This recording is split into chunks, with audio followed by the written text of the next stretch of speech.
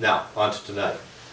I do not want, and I don't think I really need, to give a detailed introduction to our speaker tonight, Mr. Tom Mooradian, because I think to a large extent his talk will serve as its own introduction, as so much of it will be a reflection on his own experiences. We had the pleasure of co-sponsoring a talk by Mr. Mooradian a couple of weeks ago in Southern California at the Ararat Esquejan Museum. And as far as I know, in the more than 50 years of NAASR's existence, in which we've had hundreds of lectures and programs, I think it's the first time the subject of Armenian repatriation has been addressed. So I think this really remains one of the least documented episodes in 20th century Armenian history, although it does have some competition in that regard, but there hasn't been much work done.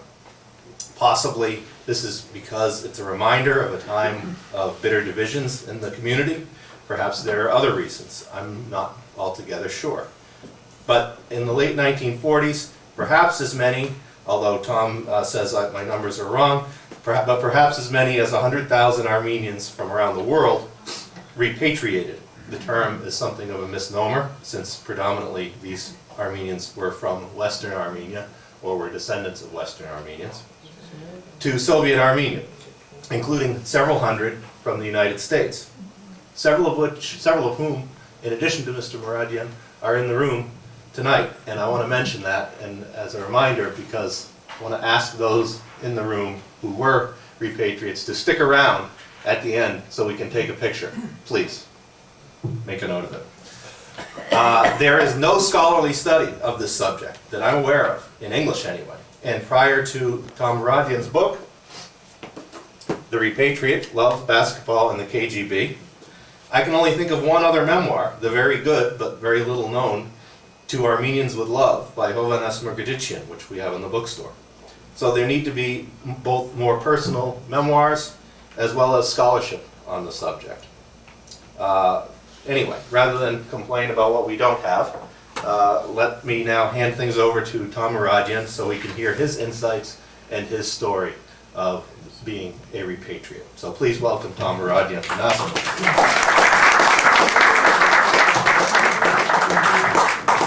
Good evening, and thank you for inviting me and my wife here tonight to share this lovely evening with you. Why would anyone, 19 years old, at the top of his game, he picked a player of the year in Michigan in basketball, graduating from high school in the top 5 of 310 students, want to go to Soviet Armenia? I've been asking that question for many, many years. I still don't have an answer. But in 1947, November 1st, 151 of us would board the Soviet ship Russia and head for Batumi. These people were like you and I. These people are represented here in this audience. 4 or 5 of them went with me. They know what happened. And wherever I err, please stand up and say, Tam Adam Ched Espesek, and I don't mind you telling me that. But the ship going until Turkey the trip was idyllic. It was beautiful. The women dressed, the food was plentiful. There were no problems at all until we reached the Black Sea. Then, suddenly, there was not enough bread. There was not enough butter. There was not enough sugar. And when the leaders of our group, the first caravan, asked the ship's captain, how come? Well, he answered, well, you know, we're a Soviet ship. We're communists. And the ports don't want to do business with us. We accepted that. We accepted that excuse, and on we went to Batumi. And when we reached Batumi, There greeting us in the harbor were literally hundreds of Armenians. There were pictures of Marx, Engels, Lenin and Stalin. There were bands playing for us, and I remember the older people coming down and kissing the ground and saying, Hayastan Hasank. Well, we were led into a warehouse where we all bunked for the evening, and we were tired, and we hoped to see some food. We did not, and I know I'm stirring memories in some of your minds. Little bread, little cheese, and the facilities did not have water. The toilets were horrible, but we tolerated that. They said, when you get to Yerevan, it will be much better. So, when we boarded the train and headed for Yerevan, we reached there and had our last meal at the Gayadan, at the train station. And then we dispersed. I was taken with John Katagian, a Cuban-born American who had left his family behind, as well as I. My two brothers refused to go because they were in World War II. One was a pilot, the other was a gunner, and did not want to go to the Soviet Union. My father, a communist, said he would come in a second caravan, and my mother, of course, did not want to come over. John Katagian and a man by the name of Haratun Simonyan, a barber from Philadelphia. We grouped together and we were driven to a newly built apartment complex, which was falling apart before we even got into it. There was no water, no electricity, and this is December 1st. How are we going to survive? Well, thanks to Mr. Simonyan, who had brought a lot of things with him, we had some warm clothing, and the people that organized it gave us cots. We were supposed to supply the mattresses, the sheets, and the pillows. We were placed, most of the Americans that were with us were divided into separate districts. With me were about 50 from the U.S. The others went to a place behind the Tumanyan school, and I never saw them again. But I can speak for the people that I was with. The conditions were hell. Someone in Michigan asked me, would you tell us, give us a picture of a day in the life of Tom Mooradian during this period? Well, I would get up, and in the courtyard, you would have people shoving, fighting to get a kilo of bread. If you were lucky and got your bread, you would find it filled with sawdust, stones, and the reason they did this so that the bread would weigh heavier and they could make a little money off of the bread. If you didn't get your loaf of bread there, then you headed for the city. Now, I did not want to go on their streetcars because the people were filthy. So I would walk the 7-8 miles into the center of the city, and from store to store to store, you would look. Where there was a line, maybe you would find some sugar, maybe some bread, maybe some butter. That is about all. Going through one store to the other, there was nothing except maybe vodka, cognac, and ironically caviar, because caviar was not exported.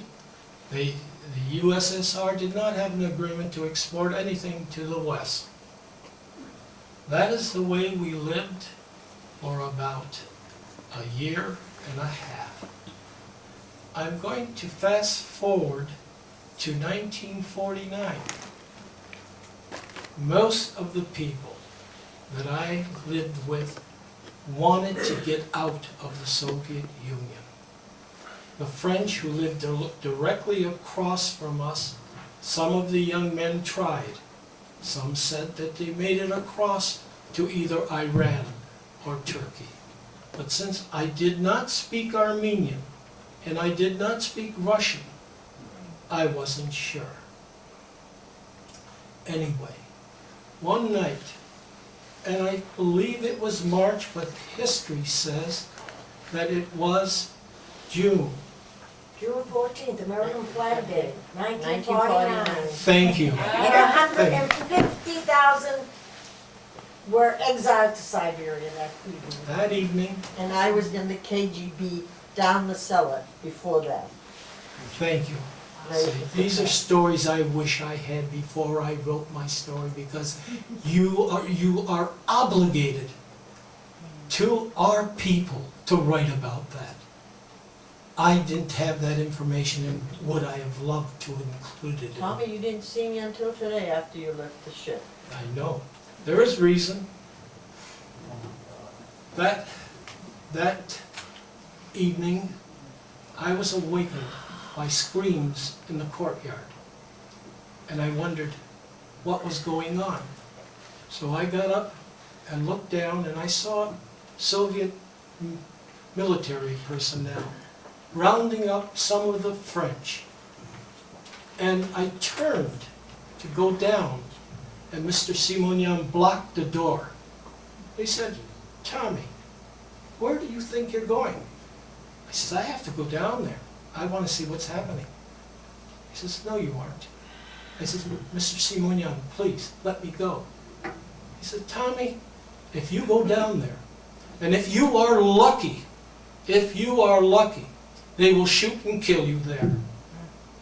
If you are unlucky, they will toss you on one of those trucks, and we will never see you again."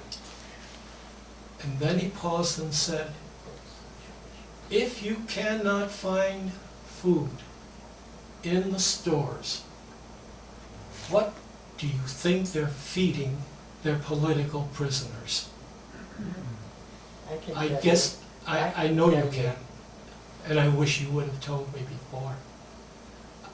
Yes, and Heard with rat tails in them. yes, and that's why you Nothing at all. that's why you have to tell your story. You are obligated, Alice. Yes, I heard about that. I've heard many stories. You're telling me about shooting? I know what it is to be shot at. I did not go down. I guess I was a coward. I stayed in the room, and the next day, when I went down into the courtyard, the French told me that because so-and-so was a Dashnag or a Ramgabar or a Trotskyite, or he had some people in America, they picked everybody up and exiled them. And yes, Alice is right. There was, over the years, I went to play basketball in other republics, and I heard from the other players who got to know me. They exiled in that 1 month over 150,000 Soviet people. Now, Well, they're that all the story, Armenians from the outside. None of the Soviets were exiled. the story doesn't end there. The story doesn't end there. Last fall, I invited a former basketball player and his wife, Svetlana, to our home in Hubbard Lake. She reads and speaks English, his wife did. She picked up the book and started to read, and at a certain spot she started to cry. And I asked her, "Svetlana, in Chulatsasligo?" She said, "Cheshaskanu. Cheshaskanu." I said, "Then explain it to me, please. What is wrong?" She said, Tommy, my father is a top official in the NKVD, which became the KGB. I was 10 years old, and I knew there was something wrong. My father would pace back and forth. He was ordered to round up his troops and to report to Nalbanyan Street in order to round up these people. He came back home late the following day, crying, hitting his head against the wall, shouting, Hayen, Hayen, Inchubeke Aksodak. They are Armenians. Why are we doing this to them? The story doesn't end there. The next day, Svetlana goes to school. She notices that 2 of her friends are not there. The chairs are empty. She waits. The teacher comes in. Svetlana continues to look at the chairs. And the teacher says, don't wait for them. Their families are enemies of the people. I wasted my time on those children. And yes, they were oxlorded. Well, I had to make a living. You know, I was alone, and up to that point, you sold whatever you had, and I was running out of things to sell. I wasn't with family. So, a repatriate from Port Said heard that I played basketball and convinced me to go try out for the team. Well, I made the team. And over the next 10 years, I played basketball for the Soviet Union, and I traveled to almost every republic. The situation was almost the same. People would always tell us it's better in Moscow. Better than what? It's better in Moscow. You will find it in Moscow. Really, there wasn't anything in Moscow during Stalin's time. People suffered. And I never will agree with what Reagan said about the Soviet Union, that the Soviet Union is an evil empire. There are evil czars. There are evil czarinas. There are evil kings and queens. There are evil emperors, and there are evil presidents and vice presidents. But the people are like you and I. What they want is to be able to have a happy life, work and eat, and send their kids on to a good school. That's what the people wanted. They did not get it. My first trip, and this is how they respected Americans. You know, you heard all of this disinformation about how the propaganda to the people, how they hated Americans. Let me tell you what happened to me in Vilnius, in Lithuania. This is the first trip outside of the Soviet Armenia that our team went. And after we got off the train, they led us to stables, where they said, this is where you're staying. You know, I found my cot, I threw my chamadan, my luggage on to the cot, and I waited for my coach to tell me when we were going to practice. And suddenly, they told me, pick up your luggage, we're going somewhere else. I didn't say anything, I always obeyed. A bus pulled up, our team got in, they took us to the newly opened Vilnius Hotel, and they gave us the best rooms. And I asked one of my teammates, what was the difference? What happened here? He said, one of the players told an official that we have an American on this team. And yes, they put us up there. And let me tell you another incident when I was in Odessa. We had a tournament going, and when a young lady came to the first game, the second game, and she sat through the 7 games. And after the game, she approached me and said, would you like to see the city? I said, sure, I'll go anywhere with you. She was very cute, very attractive. So we started to walk around the city of Odessa. Then we got near some woods. And I got a little nervous because I remembered what my coach said. Beware, because they may be thieves. I followed her. And if any of you have seen the movie Robin Hood, where they come out of the trees and out of the bushes and everything, I was surrounded by people. And the young lady said, don't be afraid. We're Jewish. We want to know about America. Is it true that there are no breadlines? Is it true that they live in more than one room? Is it true that you have water and electricity and people can own cars? And I explained to them, and they disappeared as quickly as they came. They loved Americans there, and no, they did not want war. Life under Stalin was a nightmare. I don't think any of us went to bed without wondering what would happen during the night or the next day. But somehow we survived. Others did not. There were people that tried to go to the United States Embassy, and as soon as they came out of the embassy, they were arrested and they disappeared. I know a few of them, but they will tell their stories in due time, I hope. Under Stalin, you had a tyrant, a demented person who thought only of power. Like in power corrupts, absolute power corrupts absolutely. And it wasn't until his death, until Khrushchev came to power, that we could breathe easily.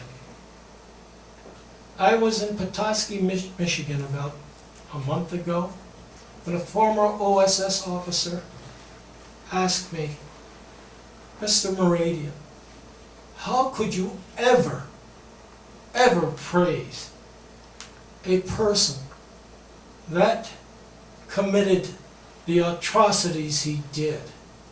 How could you praise Khrushchev, who almost started World War III with those missiles in Cuba?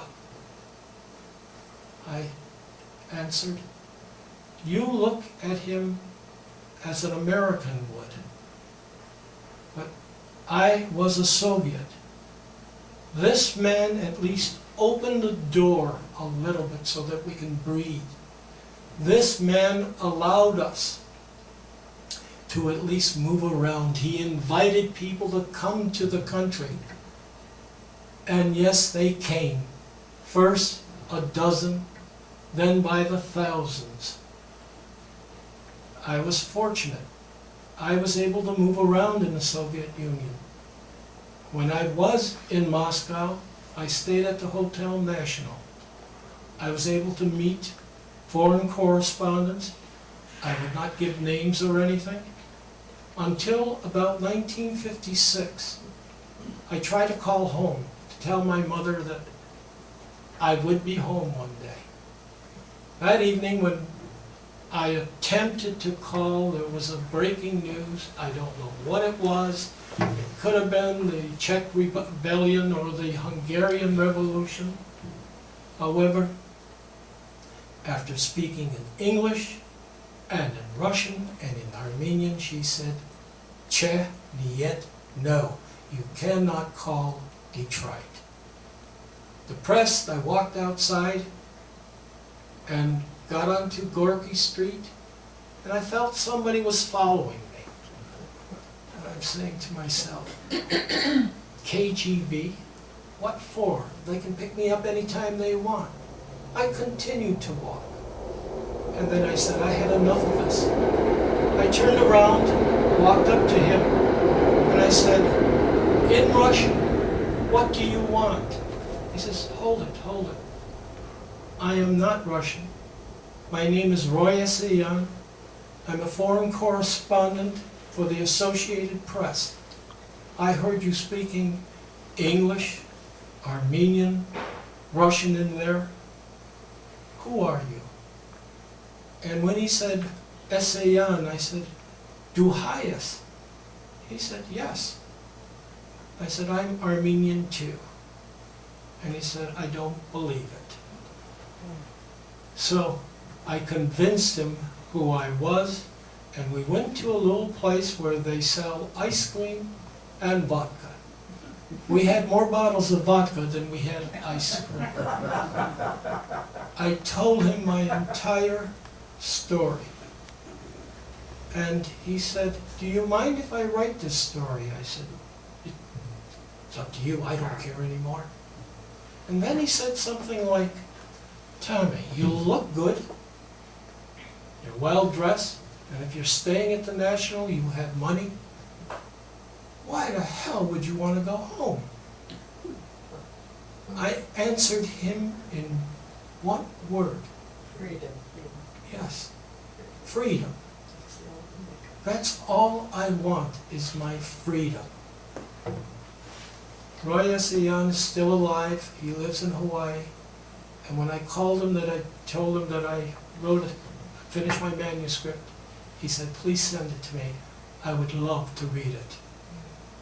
We still keep in contact. He did not believe that I would ever get out. In 1959, when the American exhibition was on display there in Moscow, when then Richard Nixon came over and debated with Khrushchev, the great kitchen debates. Those who know the history books know that there was a great debate going on, but I didn't care about that. What I cared about was Pepsi-Cola. The Pepsi-Cola Corporation had its stand there and was offering free Pepsi-Cola to us. So while I was looking at General Motors and Ford and Chrysler products, looking at the cars, one of the KGB officers came up and tapped me on my shoulders and said, Tommy, why are you looking at these things? I said, they're American made, they're American cars, they're beautiful. He said, they look like Easter eggs. I said, how does a KGB officer know anything about Easter eggs? And then I invited him to have Pepsi. And he drank it, and he liked it. And that was the introduction of Pepsi-Cola into the USSR. And I moved on to a stand where they had books. And this one lady, after talking to me, said, would you like a couple of these books? I said, well, I really don't have money to purchase them. She says, never mind. She gave me 2 books. The Bad Seed and Peyton Place. And you know there are no sex books in the USSR, so, but I reciprocated. I said, would you like to have lunch with me? She said, sure.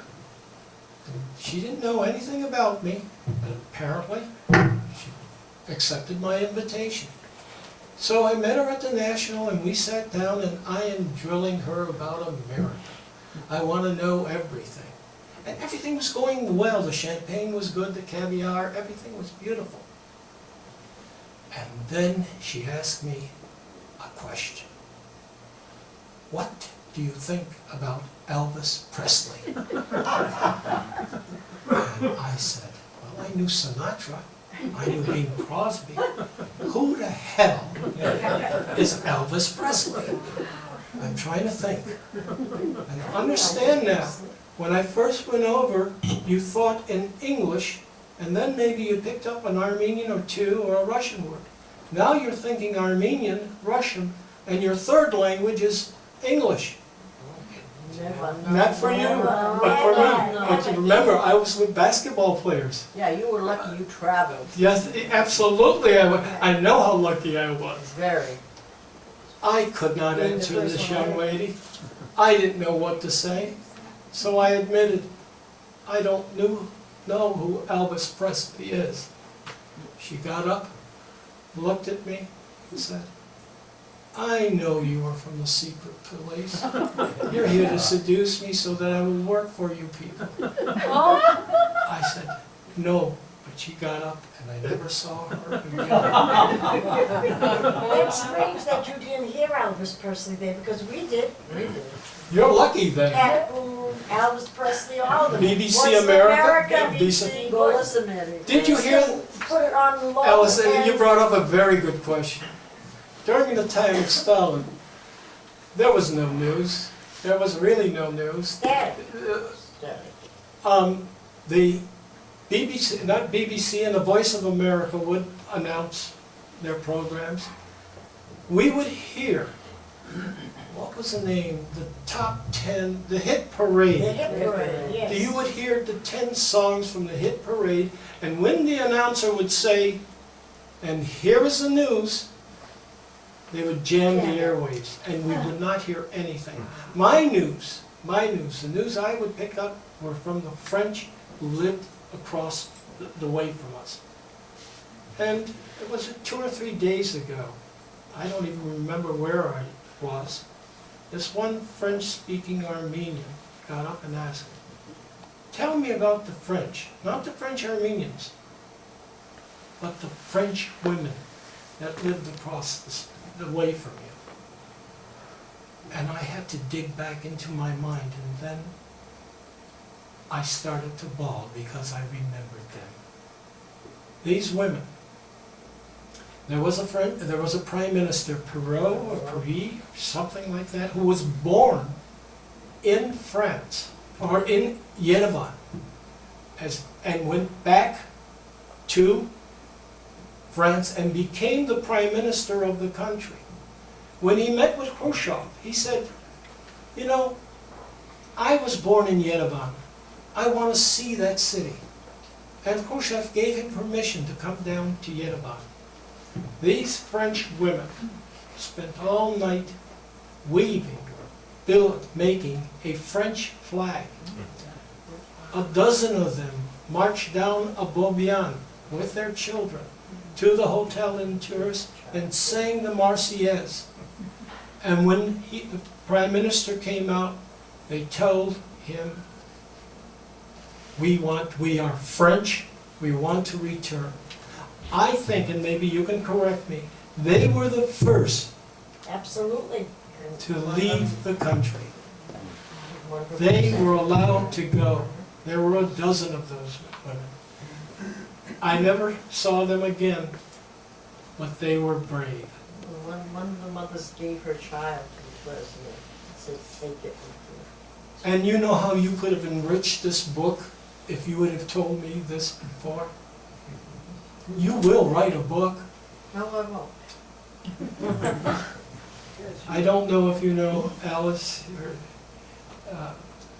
but she has a tremendous story, and I won't violate her privacy, but she has a story to tell second to none. And I wish someday that someone, or she would sit down and write it.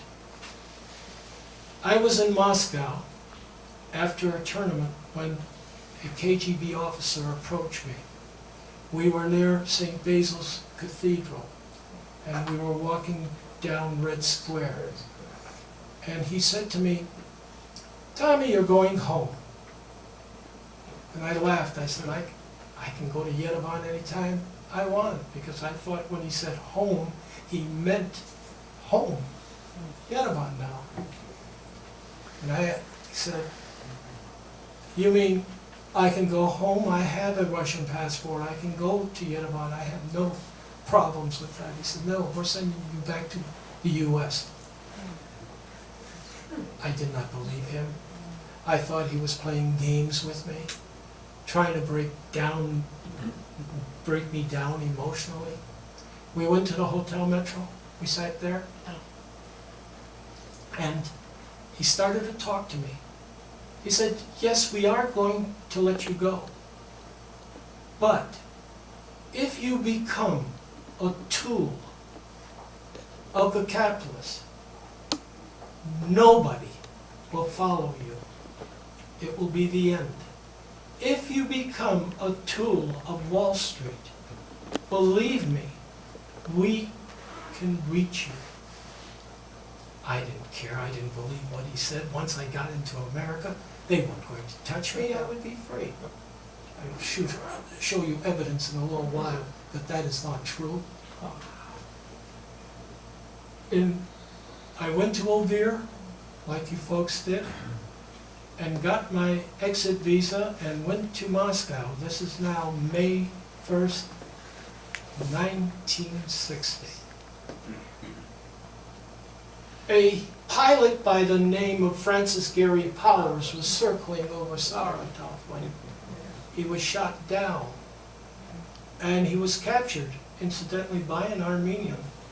And I saw fragments of that place. yes, I was working there. he was captured, and of course, if you know your history, he was brought to trial, convicted of spying, and he was to serve 10 years in Siberia. But thanks to a master spy by the name of Rudolf Abel, who was involved in the exchange of atomic bomb secrets and was later apprehended and arrested, the U.S. exchanged Abel for Powers. That wasn't a good exchange. I would hope that Powers would have rot over there and we had kept Abel.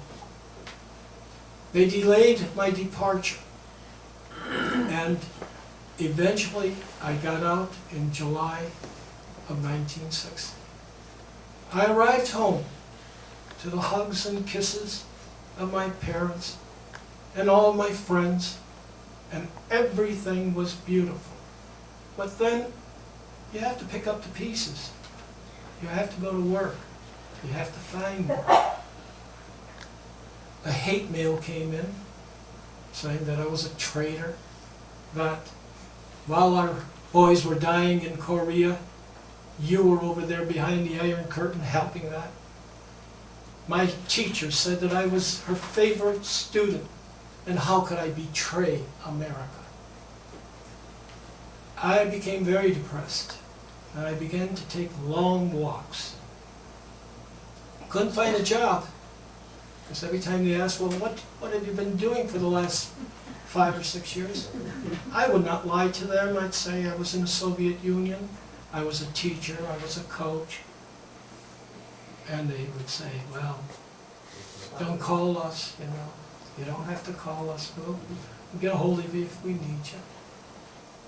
And while I'm walking, one day a man passed me by and then came back. And he said, aren't you Tom Mooradian? I said, yes. And didn't you live in the Soviet Union? I replied, yes. Well, I'm from the FBI. Do you have any time on your hand? There are a lot of people that would like to talk to you. I said, if you've been following me, if you've been trailing me, you know I have nothing but time on my hand. He waved his hand and the car pulled up. He opened the door for me. I sat in and off we went, and then, you know, you get a little nervous. FBI. Now what the heck's this all about? And I laughed. And he said, do you want to share this laugh with me? I said, well, sure. For a moment there, I thought I was back in the Soviet Union. He said, no, Tommy, don't worry, we just want to talk to you. So we went to the director's office in Detroit, and we spent about an hour exchanging greetings and everything, and then the director said, you know, Tom, there are people in Washington that would like to talk to you. Washington. Yes. Would you like to go to Washington? I immediately told him that I had no finances, I wouldn't go. That's how naive I was. He said, don't worry, we will finance your trip. You know, you people paid for that trip. It was a good one, up to a point.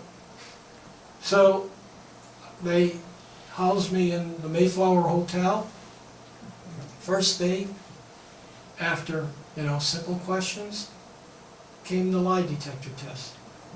Who are you? What are you? I don't know. There must have been a movie here, the Manchurian Candidate. They thought maybe somebody was going to push a button and I was going to blow up Washington or something. As if the mother did not know who the son was. They wanted to make sure. They wanted to make sure I was the person that went over and came back. So they started to question me.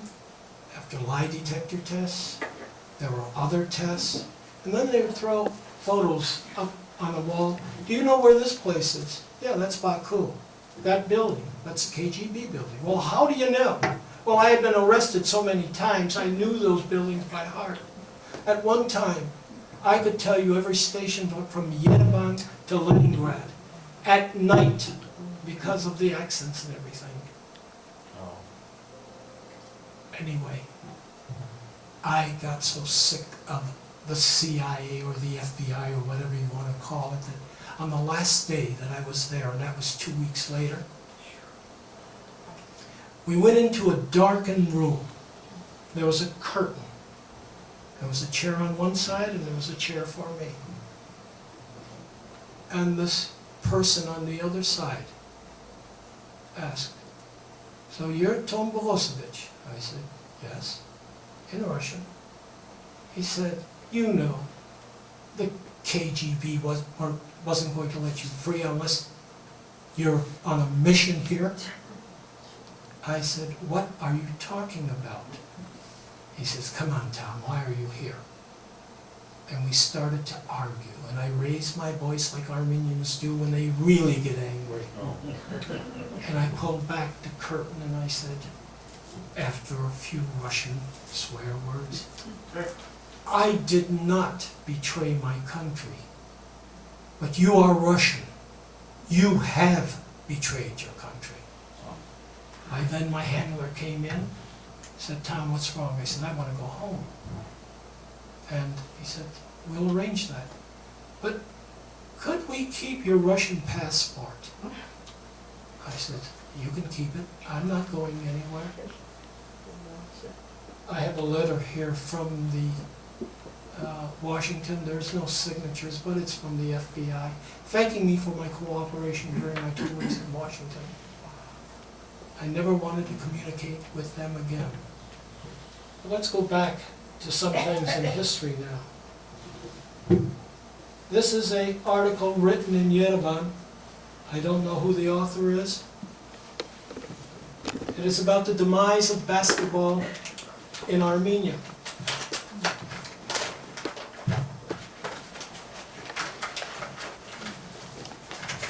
My contributions to the sport are duly noted. I don't care about that.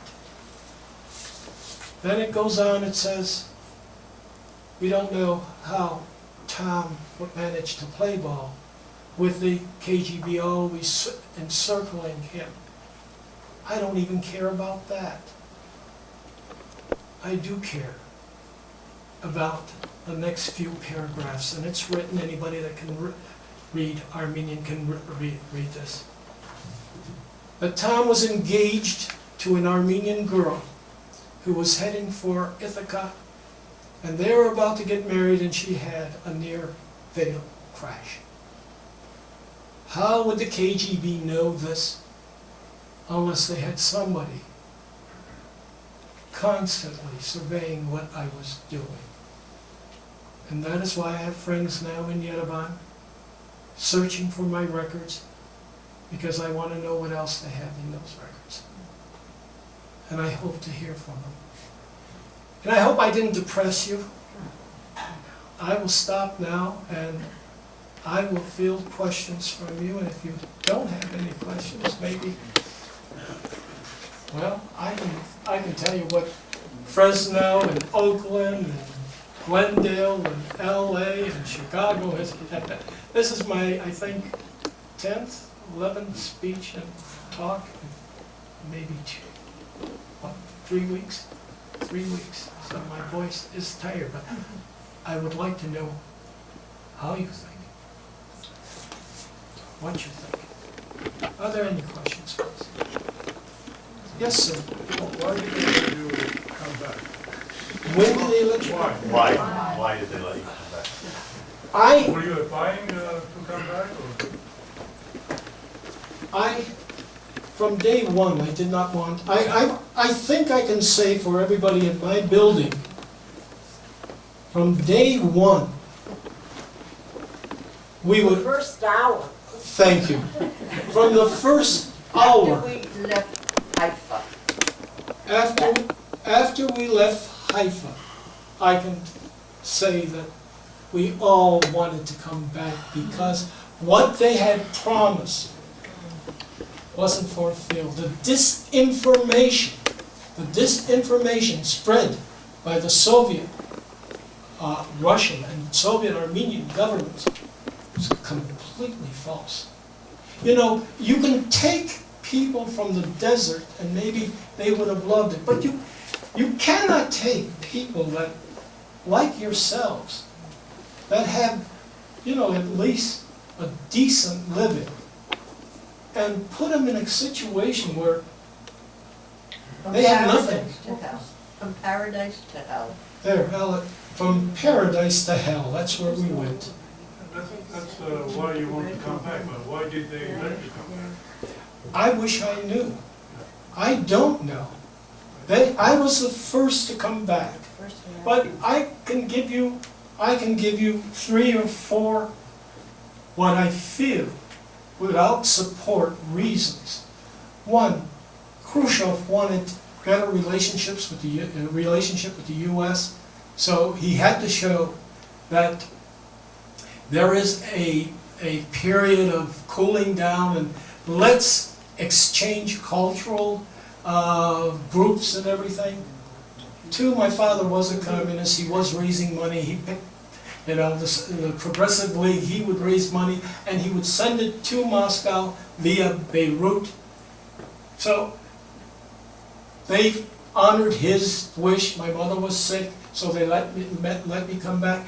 I really cannot pinpoint one good reason. And I can say this. The whole darn U.S. government didn't know the way they thought over there. It was an enigma, as they say. The Russians fought on a different level than we did. And I can't explain it. Maybe somebody else can. Yes, sir. Mr. Mooradian, what was the penalty percentage, the shooting percentage? I was a pretty good basketball player. I'll tell you why. I was a coach's dream, and I'm saying this because I didn't want to go back to my apartment. It was smaller than, with 3 people in it. It was smaller than this area here. I feared being in the streets because I didn't want to be picked up. I only felt safe in that rectangle where we played basketball. Once I stepped out, I was in trouble. So I would practice, and I'm not exaggerating, 8, 9, 10 hours a day. And thank God our coach made sure I had money. It all went under the table. There is no professionalism. He made sure I had money, and he made sure I had food. When we beat China, the first time Armenia, Soviet Armenia, ever played in an international basketball game, we beat them very thoroughly. From that day on, I could do no wrong. We had members of that Armenian team, not me, because no way would they leave me out of the country, because I wasn't married, I didn't have children, and they had no hook to bring me back. Armenak Alajijan played for us. He played in the Olympics against the U.S. in the finals in Tokyo, and the USSR finished 2nd. But understand, the USSR's team was usually made up of Lithuanians. Lithuanians, basketball is their national sport. Are there any, I can't answer your question, but one of the questions they asked me, could I have played pro basketball here? During my time, who would want to play pro basketball? When Chamberlain played in Hershey, Pennsylvania and scored the 100 points he scored, there weren't 2,000 people there. If I showed you pictures of us playing, the Armenian team, we would have 4,000, 5,000, 6,000 people. In fact, at one time, our team was completely made up of Nordkalogne, and the other team was made up of Delazis. And I remember we played for a championship in Armenia, and a riot broke out because we won. And on that Delazi team were 2 patrol officers from Lithuania who were stationed in Armenia. We had a pretty good team. We had a pretty good following. And this is why you have this article, Why the Demise of Basketball. Yes, sir. What was the reaction of your parents when you got back home? They were elated, even my father.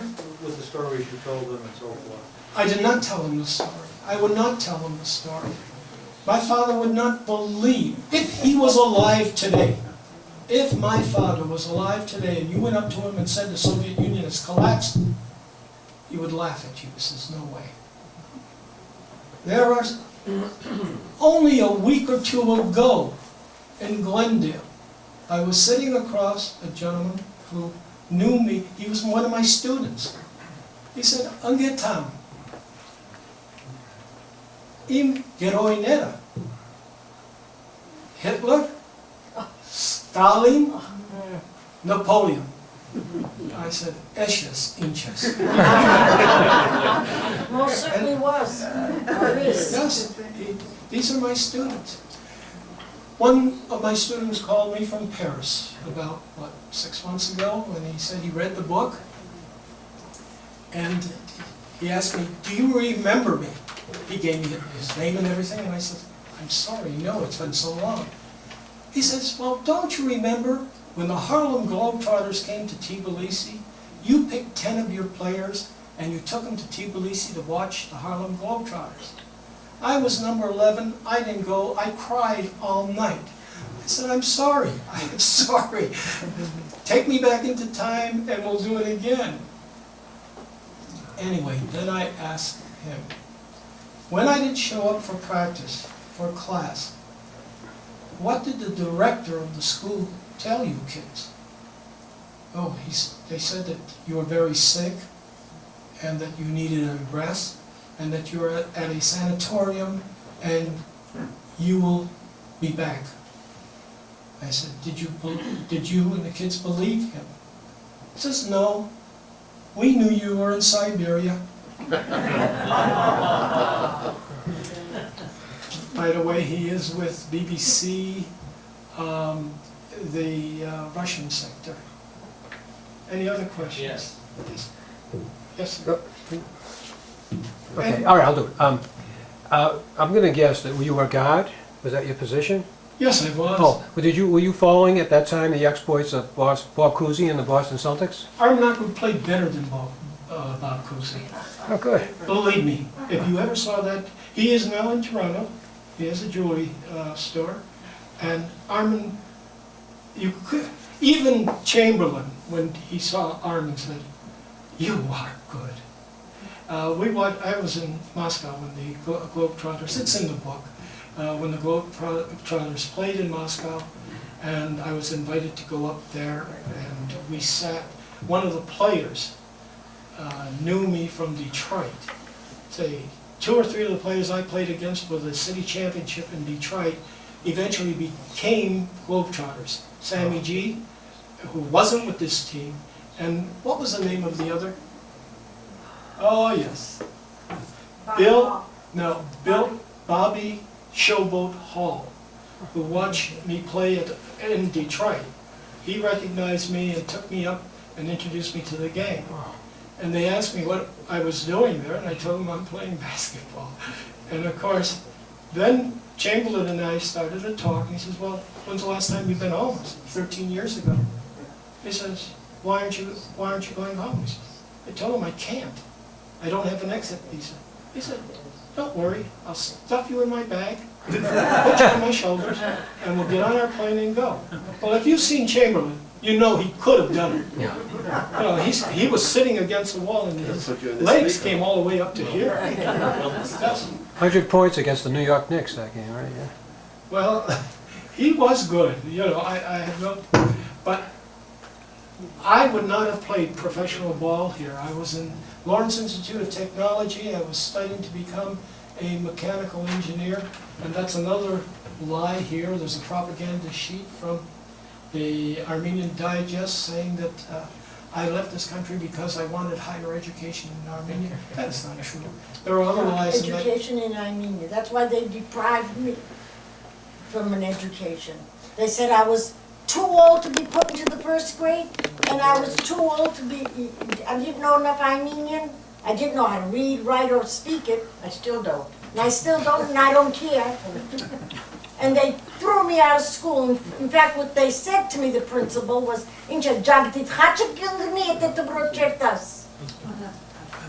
come on, education. The American Armenians, in my opinion, were heroes. They gave up everything, and they went as friends. They went to help rebuild the country, Because and they were treated as enemies.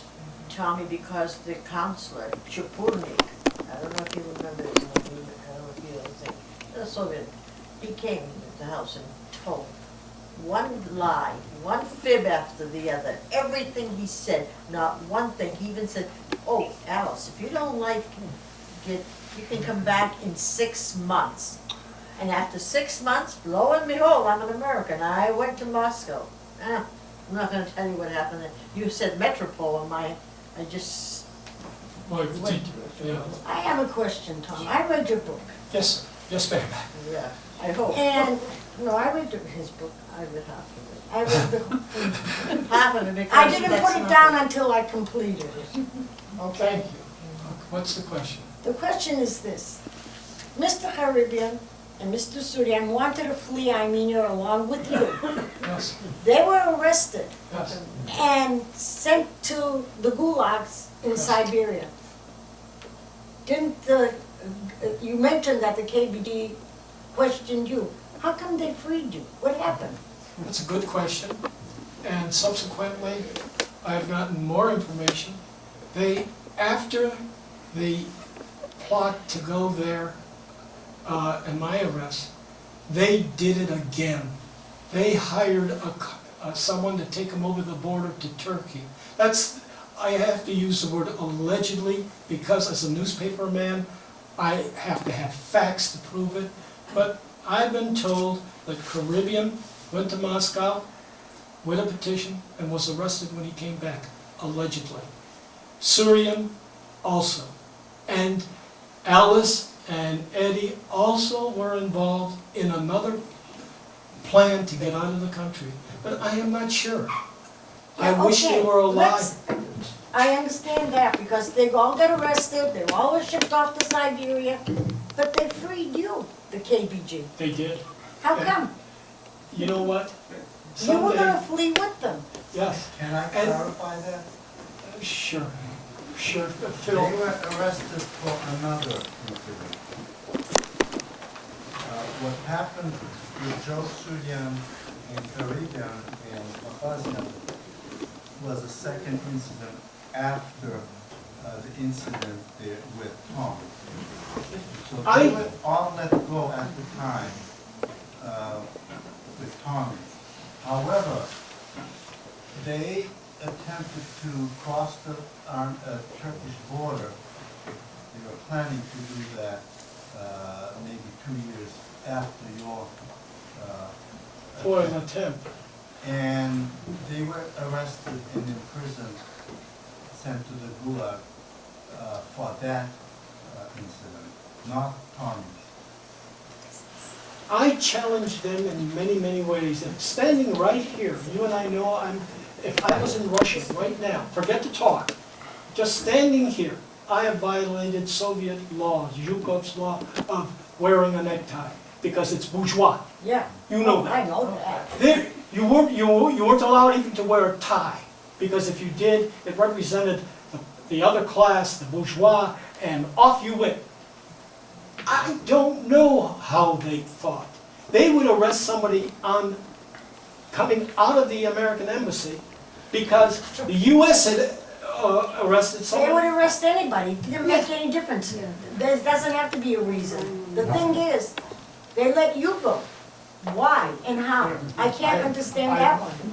I can't, to this day, I started this story here. I don't know. I wish I did. I don't know why they followed me. Here, read No, I this. don't know how to read, I mean. Somebody could read it for you, but I don't know. When I came back here,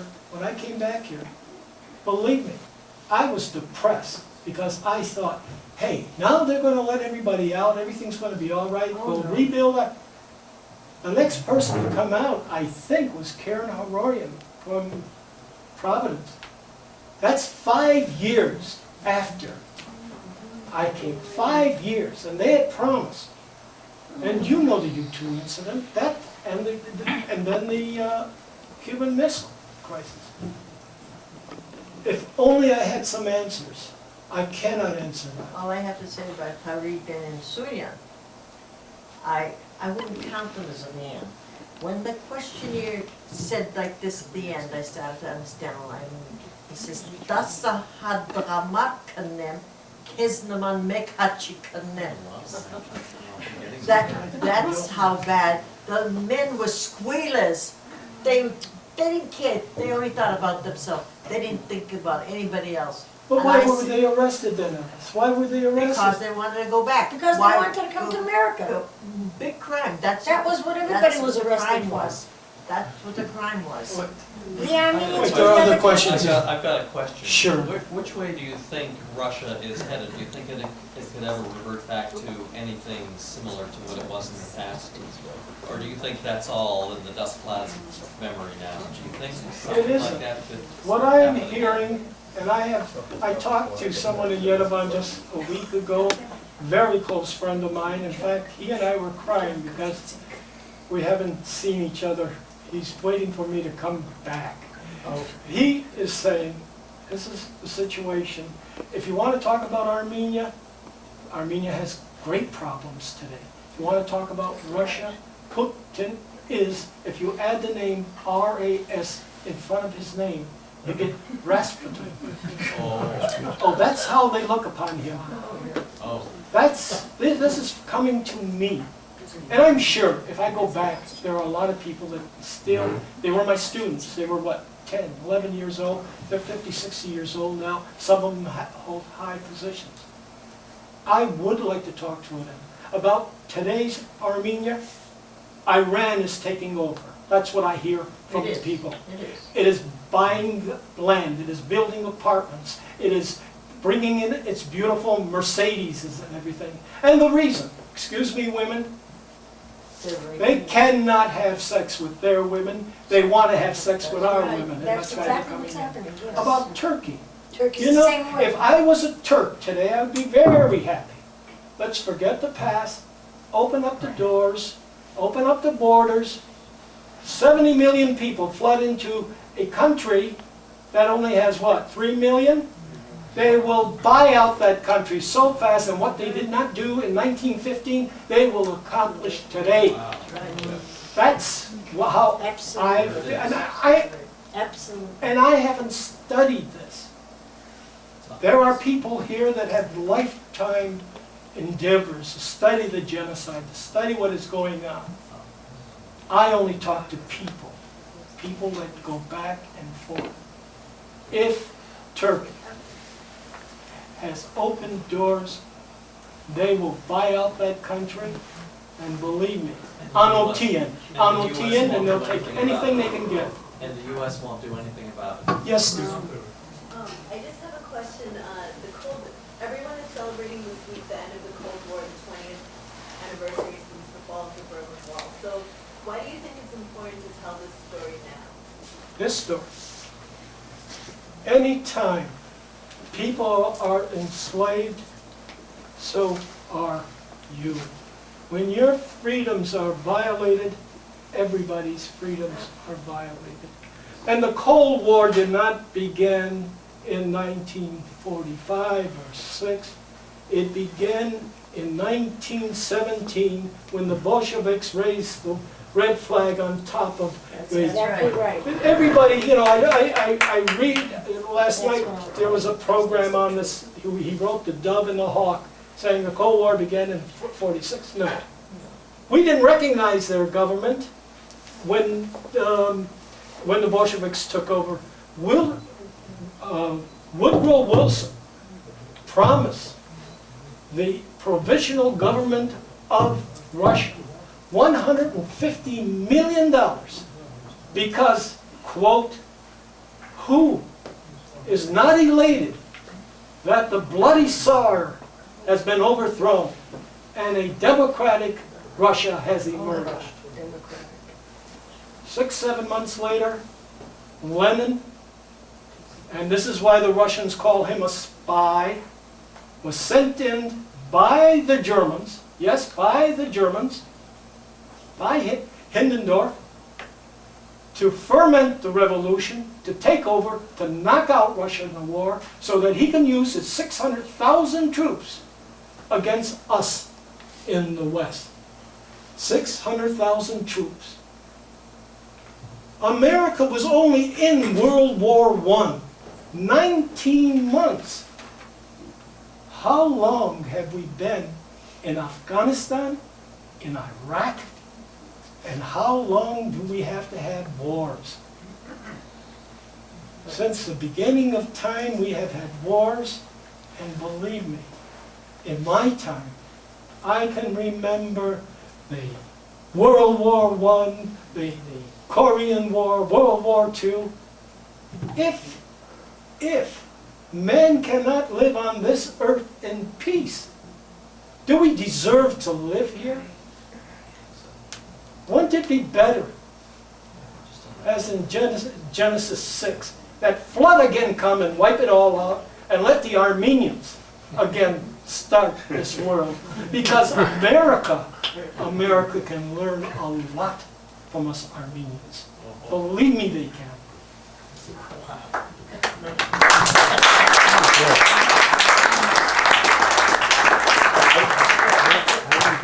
I want to ask you one question. After the breakup of the Soviet Union, during those years when there was some amount of openness, did you attempt to get your files, your KGB files, access to your KGB files? Have you been able to get access? No, what I've done here is, this article was written, what was it, this article was written in 1991. When I saw this, I said, I want to see my files. Here, I had in it. What year? 1990, I can't tell if that's a 3 or an 8. What, Dick Dimbin? Take that back. Yeah, this is basketball, and it's there. No, I did not. I did not. Let me just mention this. Well, first, let me thank you for your incredible story.